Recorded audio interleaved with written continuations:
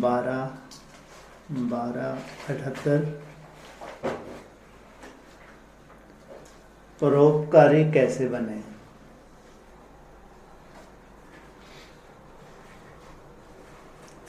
गुणों के सागर, सदा दाता, सर्वशक्तिवान शिव बाबा बोले, आज रूहानी फुलवाड़ी अर्थात सदा रूहे गुलाब बच्चों के संगठन को देख बाप दादा हर एक बच्चे की विशेषता देख रहे हैं। कौन सा संगठन है?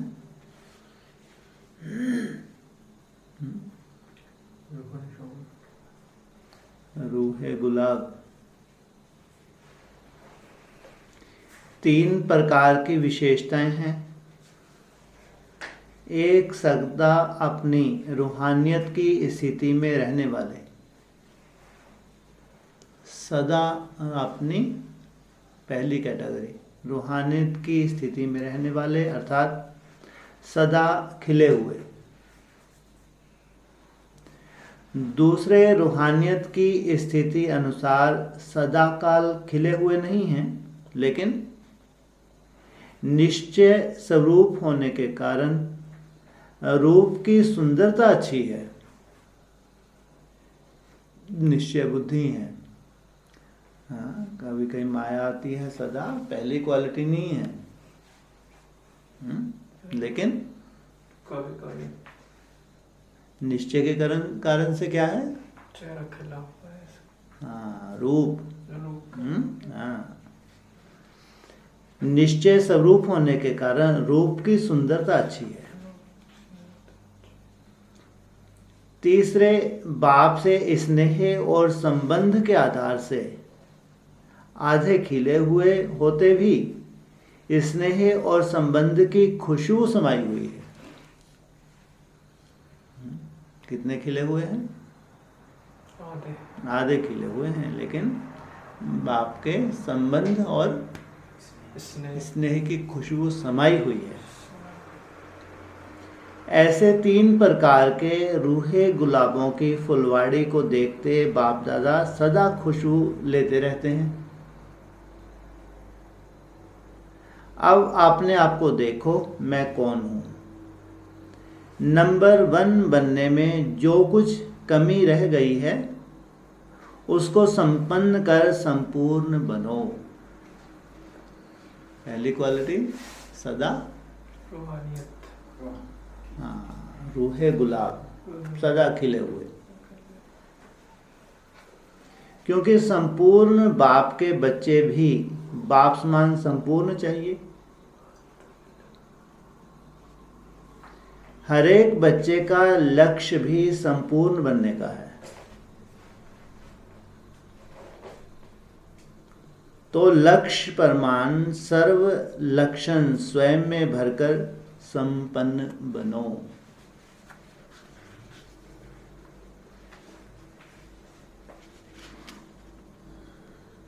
इसके लिए विशेष धारणा पहले भी सुनाई है।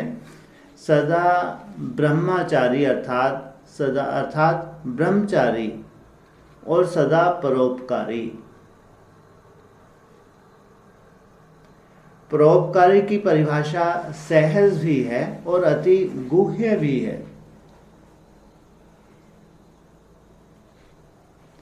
परोपकारी अर्थात हर समय बाप समान हर आत्मा के गुण मूर्त को देखते। क्या विशेषता उनकी? हर आत्मा के गुणों को देखते हुए, गुण मूर्त को देखते। दूसरा, परोपकारी किसी की भी कमजोरी व अवगुण को देखते अपनी शुभ भावना से, सहयोग की कामना से अवगुण को देखते उस आत्मा को भी गुणवान बनाने की शक्ति का दान देंगे।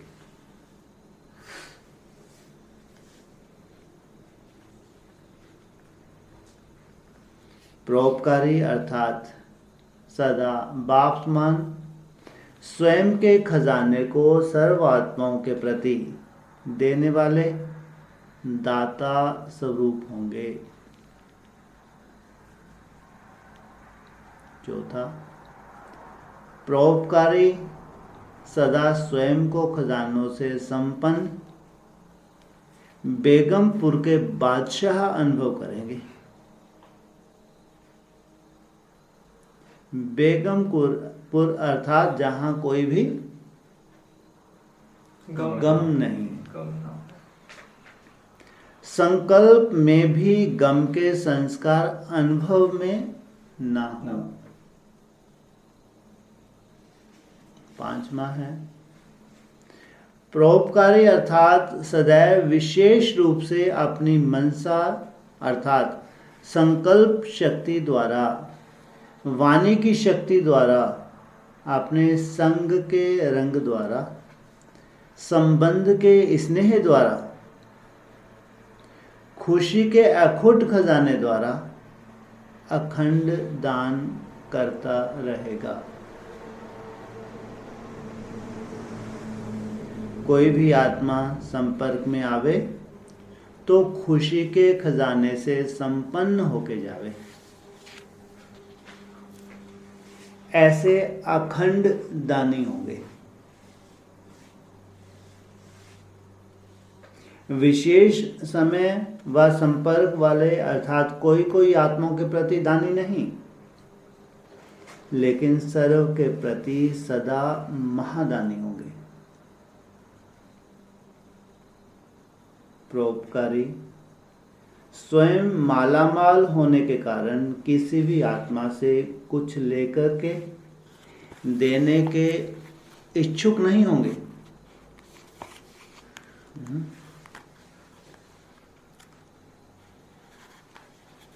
कुछ लेकर के देने के इच्छुक नहीं होंगे, अपनी तरफ से बांटने वाले।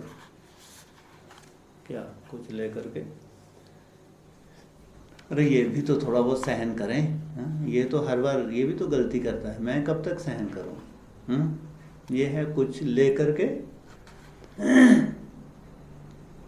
संकल्प में भी यह नहीं आवेगा कि यह करें तो मैं करूं, यह बदले तो मैं बदलूं, कुछ वह बदले कुछ मैं बदलूं। ये बाप समान कैटेगरी नहीं हो सकती।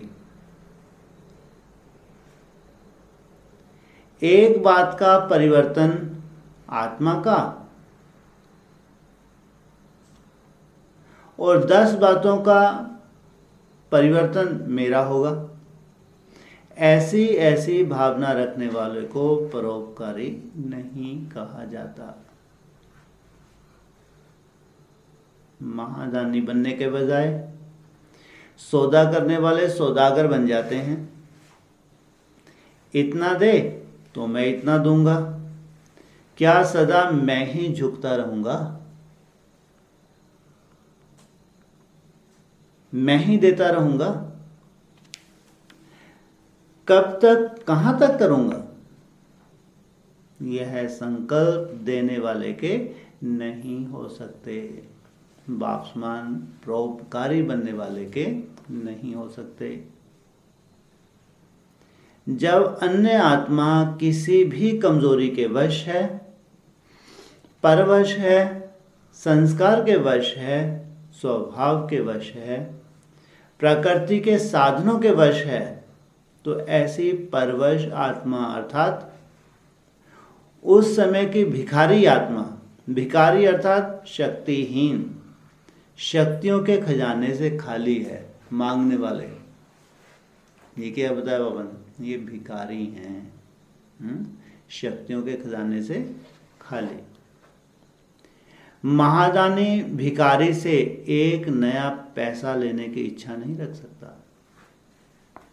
तो है ही कमजोर, कहाँ से सहन करेगा?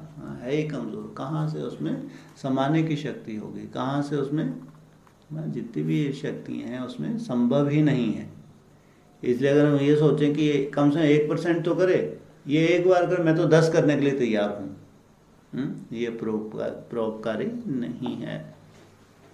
यह बदले, व यह करे, व यह कुछ सहयोग दे, कदम आगे बढ़ाए, ऐसे संकल्प व ऐसे सहयोग की भावना परवश शक्तिहीन भिखारी आत्मा से क्या रख सकते। कुछ लेकर के कुछ देना, इसको परोपकारी नहीं कहा जाता। 7वां है परोपकारी अर्थात भिखारी को मालामाल बनाने वाले, अपकारी के ऊपर उपकार करने वाले। सामने क्या है, कौन है, सामने कौन है, अपकारी, उसके ऊपर भी उपकार करने वाले, गाली देने वाले को गले लगाने वाले, ये हैं बाप समान। अपने परोपकारी की शुभ भावना से, स्नेह से, शक्ति से, मीठे बोल से, उत्साह उमंग के सहयोग से दिल शिकस्त को शक्तिवान बना दें, अर्थात भिखारी को बादशाह बना दें। 8वां है परोपकारी त्रिकालदर्शी होने के कारण हर आत्मा के संपूर्ण सहयोग को सामने रखते हुए हर आत्मा की कमजोरी को परखते हुए उसी कमजोरी को स्वयं में धारण नहीं करेंगे, वर्णन नहीं करेंगे, लेकिन अन्य आत्माओं की कमजोरी का कांटा कल्याणकारी स्वरूप से समाप्त कर देंगे। कांटे के बजाय कांटे को भी क्या बना देंगे, फूल बना देंगे। उसका वो संस्कार दुखदाई ना स्वयं के लिए रहेगा ना दूसरों के लिए। ऐसे परोपकारी सदा संतुष्ट मणि के समान स्वयं भी संतुष्ट होंगे और सर्व को भी संतुष्ट करने वाले होंगे। कमाल यह है जो होपलेस में होप पैदा करें, जिसमें कोई उम्मीद ही नहीं है उसको उम्मीदवार बना दें। 9वां है जिसके प्रति सब निराशा दिखावें, ऐसे व्यक्ति व ऐसी स्थिति में सदा के लिए उनकी आशा के दीपक जगा दें। जिस पे किसी को भी उम्मीद नहीं, क्या ये सुधर भी सकता है, सुधर भी सकती है, उसमें भी आशा का दीपक जगा दें। अब आपके जड़ चित्र अभी तक अनेक आत्माओं को अल्पकाल की मनोकामनाएं पूर्ण कर रहे हैं। मंदिरों में क्या हो रहा है, अभी भी अल्पकाल की मनोकामनाएं पूर्ण हो रही हैं। तो चैतन्य रूप में अगर कोई आपके सहयोगी भाई व बहन, परिवार की आत्माएं बेसमझी व बालहट से अल्पकाल की वस्तु को सदाकाल की प्राप्ति समझ अल्पकाल का मान शान नाम व अल्पकाल की प्राप्ति की इच्छा रखती हैं, तो दूसरे को मान दे करके स्वयं निर्माण बनना यही परोपकार है। वो कमज़ोर आत्मा है, वो मान शान में खुश हो जाती है, तो उसको मान शान दे के स्वयं को निर्माण बनाना परोपकारी है। यह देना ही सदाकाल के लिए लेना है। आपने जो उनको दिया, जैसे बाबा ने आपको सदाकाल के लिए जैसे कि वरदान दे दिए, जैसे अनजान बच्चा नुकसान वाली चीज को भी खिलौना समझता है।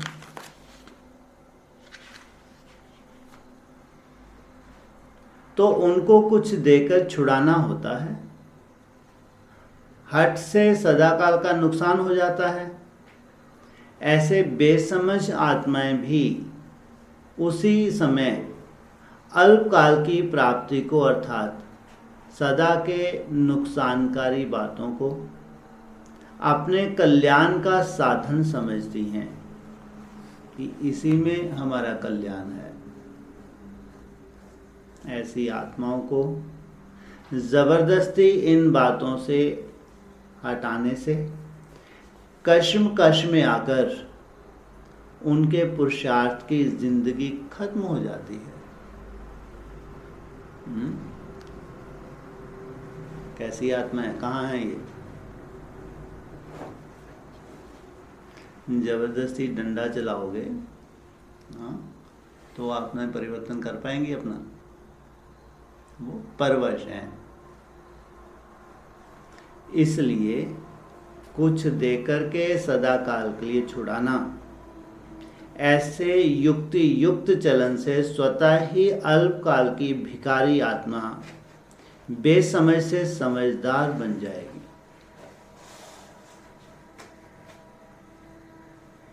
स्वयं महसूस करेंगे कि यह अल्पकाल के साधन हैं।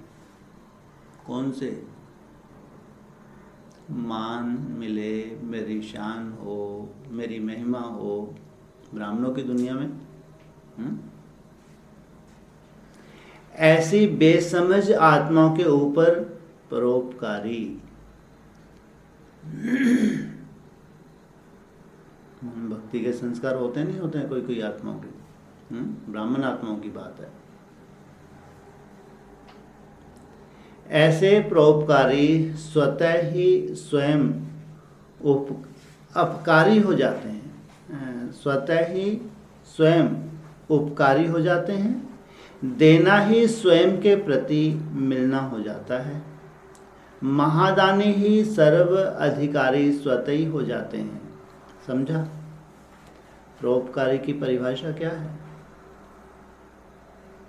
ऐसे परोपकारी ही सर्व आत्माओं द्वारा दिल की आशीर्वाद के अधिकारी बनते हैं।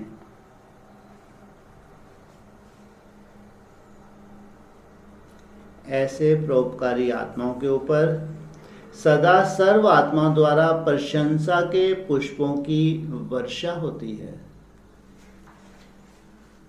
समझा?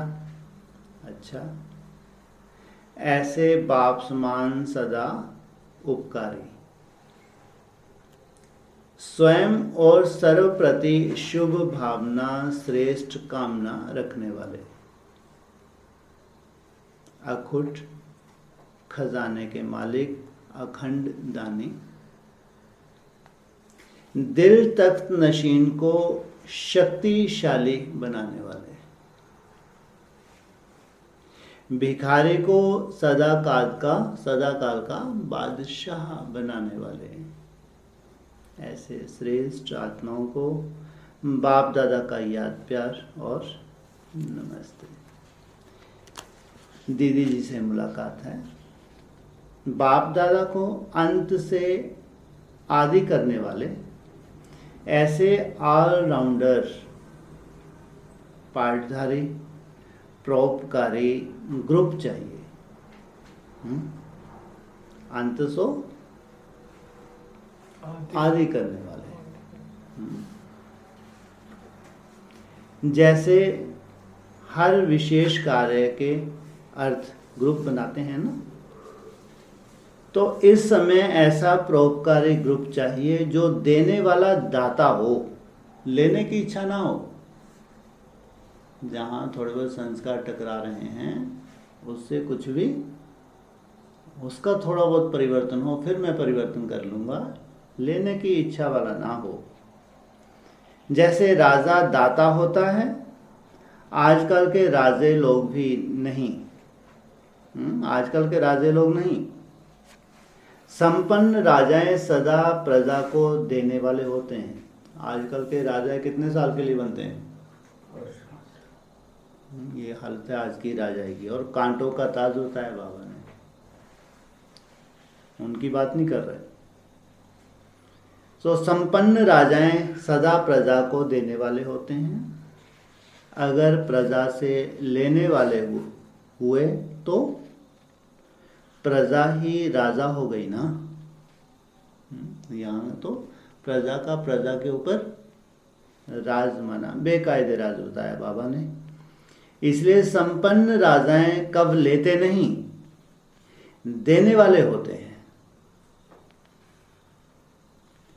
संपन्न राजाओं का हाथ कभी भी लेने वाला हाथ नहीं होगा, देने वाला होगा। स्वर्ग के विश्व महाराजन प्रजा से लेंगे क्या?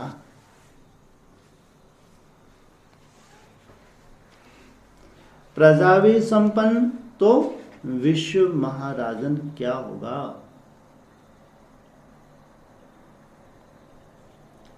तो जैसे भविष्य दाता बनने का पार्ट बजाना है, अभी से ही वही दातापन के संस्कार भरने हैं। किसी से कोई सैल्वेशन लेकर के फिर सैल्वेशन देवें, ऐसा संकल्प भी ना हो। इसको कहा जाता है बैगर टू प्रिंस।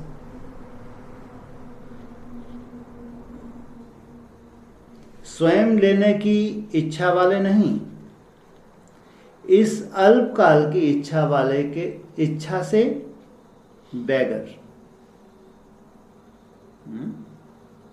इस इच्छा से बैगर।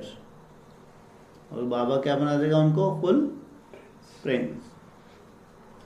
अल्पकाल के साधनों को स्वीकार करने के बैगर, करने में बैगर, ऐसा बैगर ही संपूर्ण मूर्त होंगे। एक तरफ बैगर, दूसरे तरफ संपन्न। अभी अभी बैगर टू प्रिंस का पार्ट प्रैक्टिकल में बजाने वाली आत्माओं को कहा जाता है सदा त्यागी और सदा श्रेष्ठ भाग्यशाली। कितने वर्ष हैं?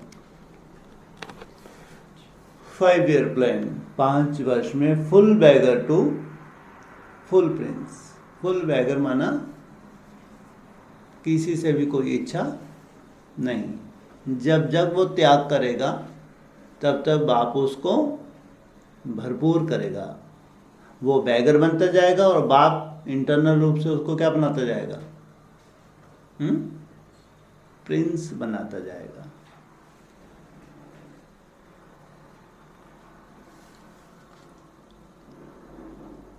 त्याग से सदाकाल का भाग्य स्वतः ही बन जाता। त्याग किया और तकदीर की लकीर हुई। तो ऐसी परोपकारी ग्रुप जो स्वयं के प्रति इच्छा मात्रम अविद्या हो, अखंड दानी हो। जैसे बाप को देखा तो स्वयं का भी समय में भी सेवा में दिया, स्वयं का समय भी सेवा में दिया, स्वयं निर्माण और बच्चों को मान दिया। पहले बच्चे, नाम बच्चों का, काम अपना, काम के नाम की प्राप्ति का त्याग।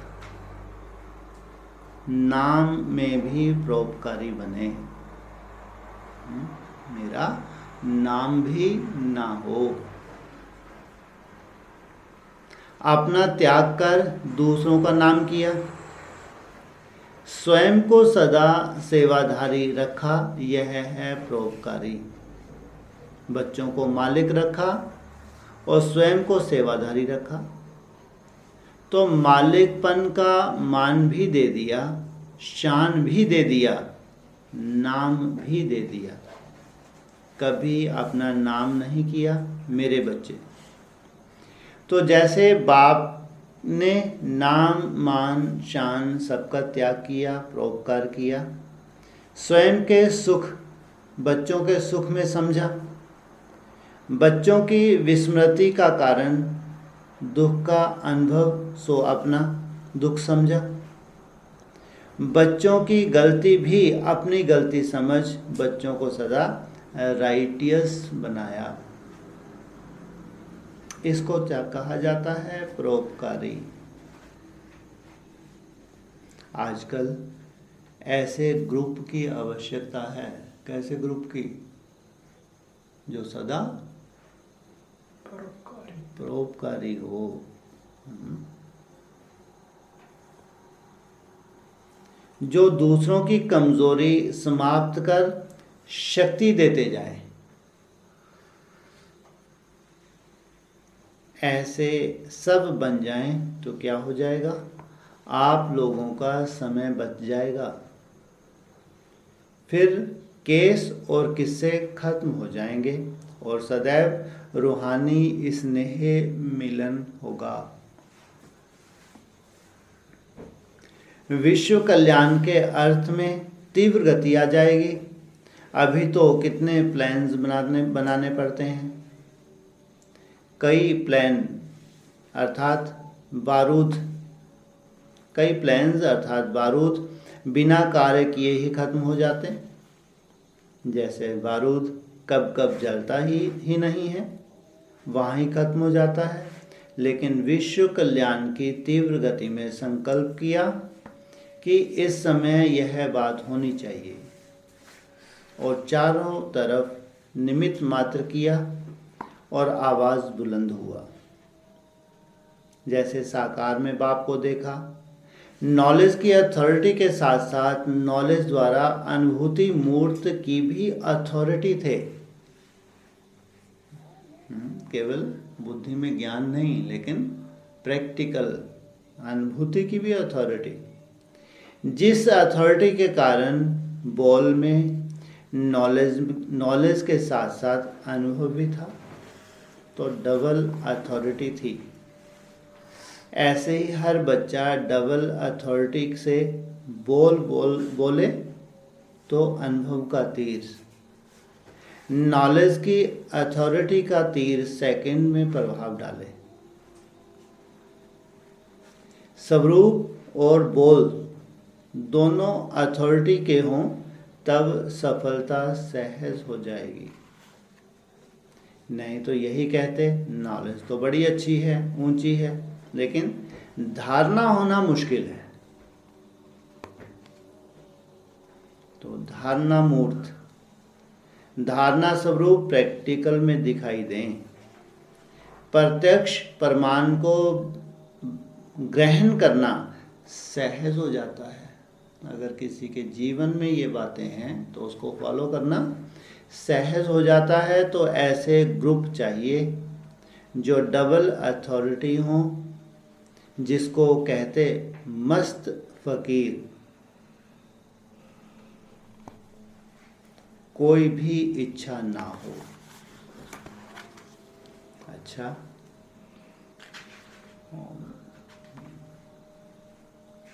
शांति। पार्टियों से मुलाकात है।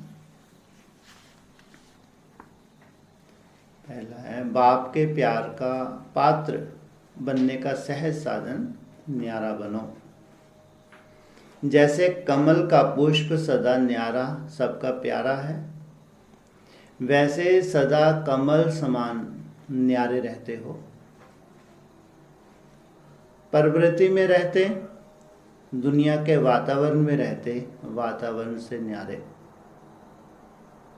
बाप के प्यार का पात्र वही बनते हैं जो न्यारे होते हैं, जो लगाव में आ जाते हैं, आपस में अटैचमेंट हो जाता है, वो बाप के प्यारे नहीं बन सकते। जितना न्यारा उतना प्यारा।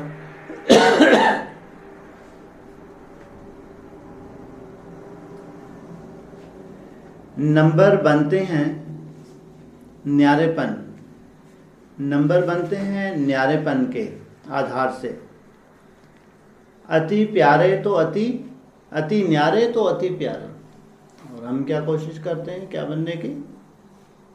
हम बाबा के बहुत प्यारे बन जाएं, लेकिन जो लगाव झुकाव है वो खत्म नहीं होता। अपने पूजनीय स्वरूप की स्मृति से ऑटोमेटिकली सेवा। सदा अपने कल पहले का यादगार को देखते हुए सुनते हुए नशा रहता है कि यह हमारा ही गायन हो रहा है। किसी भी यादगार स्थान पर जाते यह नशा रहता है कि यह हमारा यादगार है। मंदिर में जाओ तो वहाँ जो मूर्तियाँ हैं किसका यादगार है? ये मेरा भविष्य है।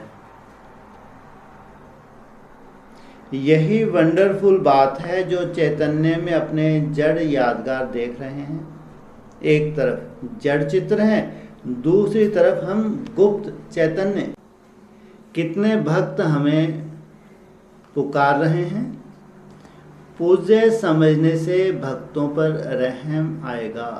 अगर स्वयं को पूज्य समझेंगे तो भक्तों के ऊपर रहम आएगा। भक्त हैं भिखारी और आप हो संपन्न। भक्त हैं क्या हैं? और हम हैं, और यहाँ उल्टा हो जाता है। जब अल्पकाल के बड़े बड़े भक्त देखते हैं उनसे ही प्रभावित हो जाते हैं, भक्ति मार्ग के भक्तों से ही प्रभावित हो जाते हैं, और हम सदा अपने लिए मांगते ही रहते हैं अपनी कमजोरी को दूर करने के लिए। भिखारी और आप हो संपन्न, तो भक्तों को देख तरस आता है। इच्छा उत्पन्न होती है कि भक्तों को भक्ति का फल दिलाने के निमित्त बने। सेवा का सदा उमंग उत्साह रहता है।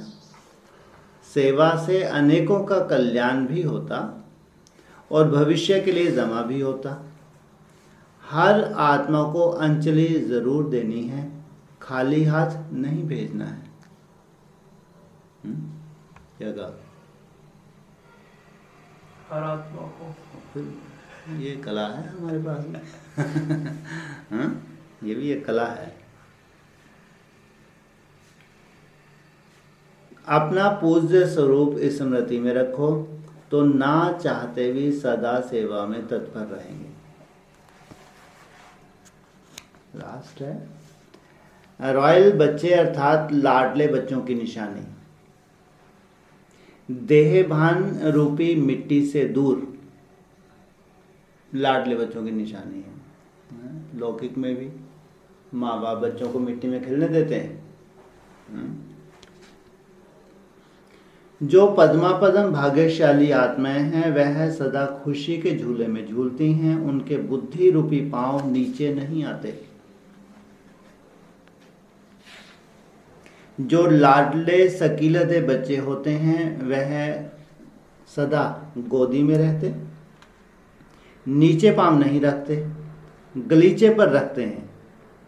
आप पद्मा पदम भाग्यशाली सकीलते बच्चों का भी बुद्धि रूपी पांव सदा देह भान और देह की दुनिया की स्मृति से ऊपर रहना चाहिए।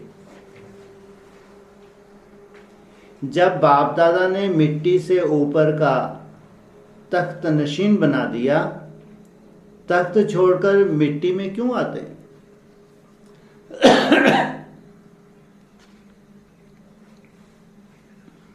देहभान में आना, मिट्टी में खेलना। संगम युग चढ़ती कला का युग है। अब गिरने का समय पूरा हुआ। अब कौन सा समय आ गया? अब थोड़ा सा समय ऊपर चढ़ने का है। थोड़ा सा समय, कितना समय? अब थोड़ा सा समय ऊपर चढ़ने का है। कितना समय? 5 साल। Full beggar to prince. Prince भूल जाओ अभी तुम। पहले क्या बनो? प्रिंस तो वो बना देगा। हर बार तुम बैगर बनोगे जितना तुम सहन करोगे, जितना तुम्हारी कोई इज्जत नहीं करेगा आपस में, जितना तुमको कोई इग्नोर करेगा, समझो ऊपर वाला तुमको क्या बना रहा है। हर बार क्या बनोगे? प्रिंस बनो। और तुम प्रिंस बन के घूमने लगे तो समझो तुम क्या बन रहे हो? जन्म जन्मांतर के लिए बैगर बन रहे हो। इसलिए कौन सी धुन चढ़ जानी चाहिए? क्या बनना है? बैगर बनना है। प्रिंस बन के नहीं घूमना।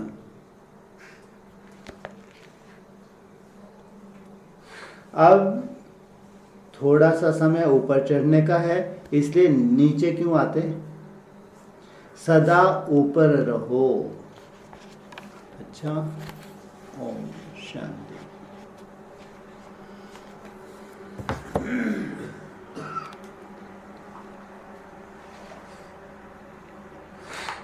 हाँ जी।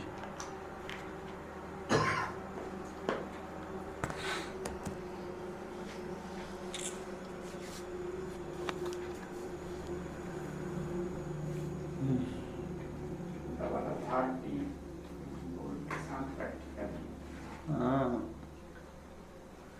डबल अथॉरिटी माना प्रैक्टिकल है तो बोल कैसे निकलेंगे? अथॉरिटी के। वैसे अथॉरिटी दिखाना मना देहभान। वैसे अगर हम अपनी अथॉरिटी दिखाते हैं तो क्या हो जाएगा? जैसे लौकिक दुनिया में होता है, कोई की बड़ी पोस्ट होती है, धन दौलत वाला होता है, तो वो अपनी एक अथॉरिटी होती है उसकी, तो है देहभान की अथॉरिटी। यहाँ प्रैक्टिकल जीवन में अगर ज्ञान समाया हुआ है तो बोल अथॉरिटी के होंगे और